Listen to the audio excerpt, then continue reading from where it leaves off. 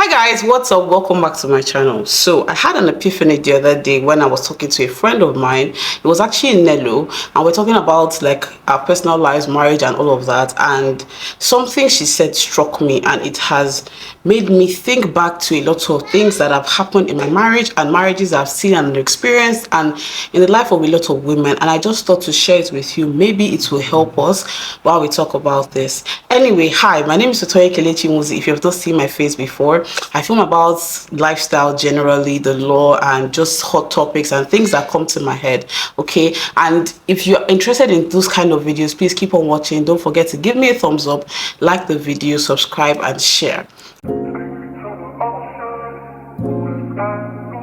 Alright guys, there's something that I filmed this in a vlog already, and I filmed it as a reel, but there's something that our mothers used to tell us, and our grandmothers and aunties and anybody that has been married in like the generation or two ahead of us, and it was always for peace to reign.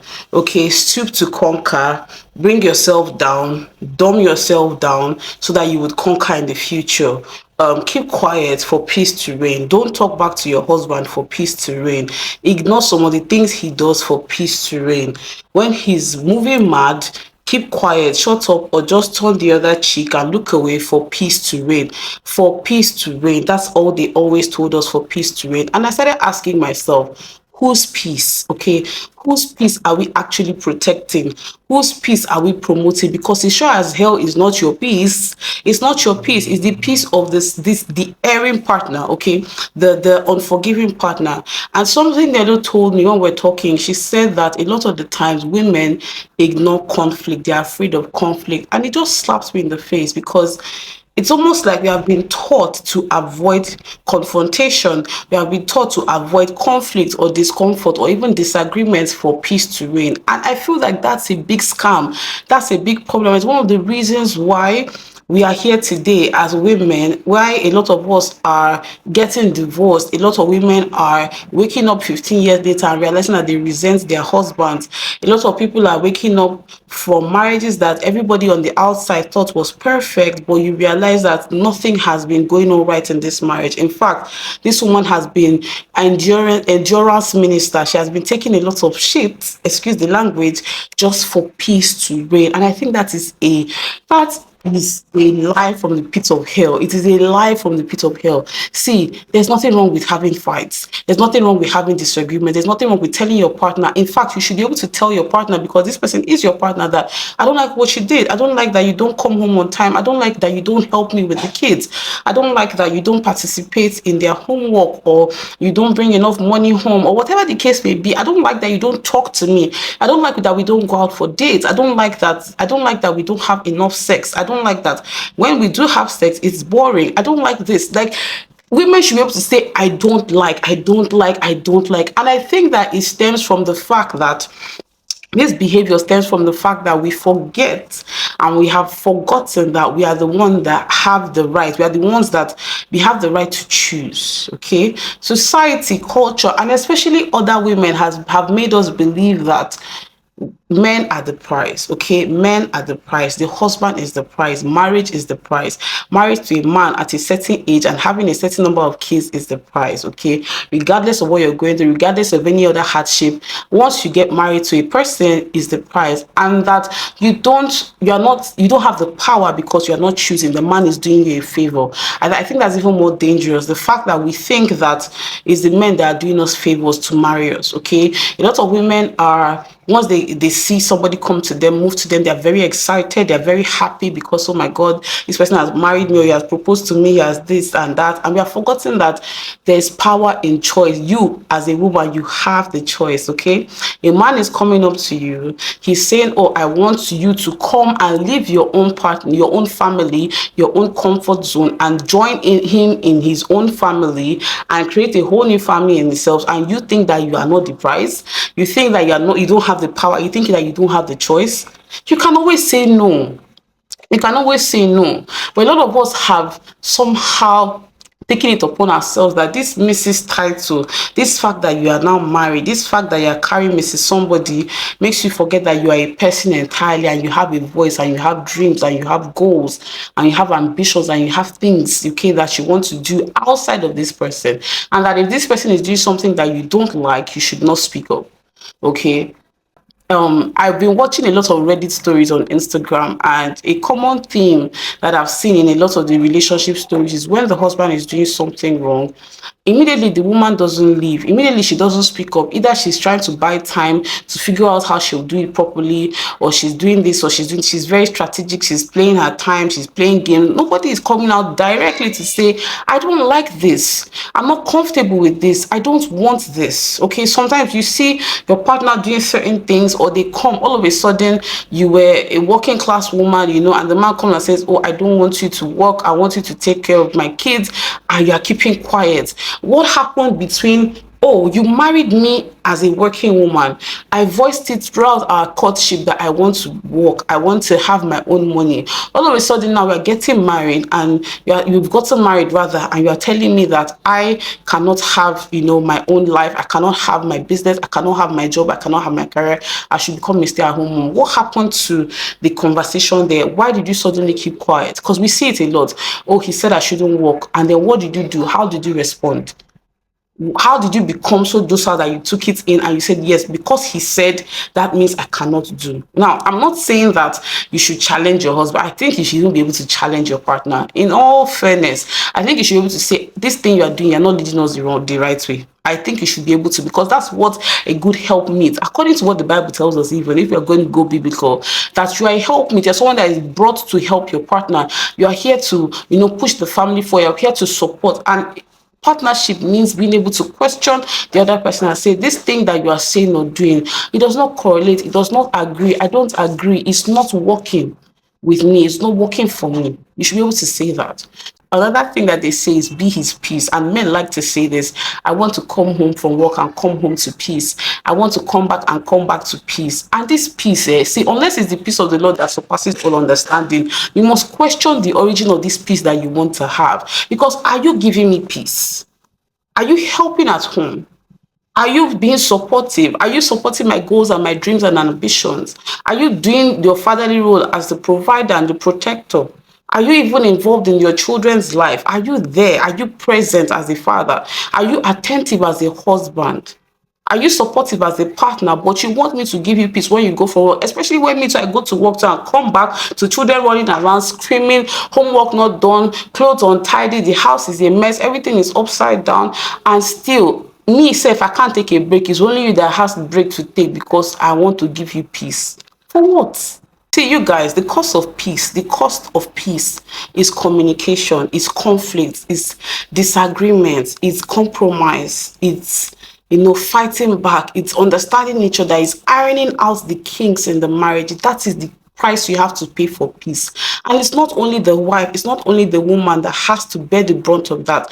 Peace goes both ways. I deserve peace as a woman, you deserve peace as a woman, as well as he does as a man. So this thought and this idea that you are the bedrock of peace, you are the one that brings peace, it's only a woman that carries peace on her head, like whatever, it's wrong. It doesn't mean that you become docile. It doesn't mean that you become mute in the face of betrayal and treachery and infidelity and abuse and all of those things. It doesn't mean that, peace comes at the cost of your own life, of your own dreams, of your own passions, because they say you have to bring the man peace. In his peace does not mean that you would be the table with which they set before his other babes. Okay, a man goes around flourishing and philandering and doing all sorts of things outside, and then he comes home to you, his peace. A father goes and has an entire family, okay? He has a wife and other children, or a woman and other children, and then he comes back to you and they say, be his peace. He was a deadbeat father, he was a terrible husband, abusive, left you and abandoned you for years and years and years. When he comes back, when he's sick or he's older and he needs a wife that will care for him in old age, they tell you to forgive so that peace will reign. so that you will be the, the receiving end of all the brunt of the mistakes. I need women to wake up and know that God created us equal to men, equal in the sense that in the eyes of God we are sons. Okay, in the eyes of God we are sons, and you are not less than. Nobody should make you feel like, you don't have a voice in your marriage, in your office, in your relationships with your siblings and all of that, because this thing is not just a marriage. You even see it in the office. Okay, when a man is talking down at you, even when you have the better idea, keep quiet so you don't look aggressive. Keep quiet so you don't look like you are a bossy person. You're an alpha female. Keep quiet so that you are docile and everybody will like you. Okay, keep quiet. Don't say what you really have to say to be liked and to be loved and to be respected. I beg to differ. I think that you need to speak up when, and again, there's discernment in all of this. Okay, there's wisdom, there's discernment, there's patience, there's understanding, and there's also kindness depending on the situation.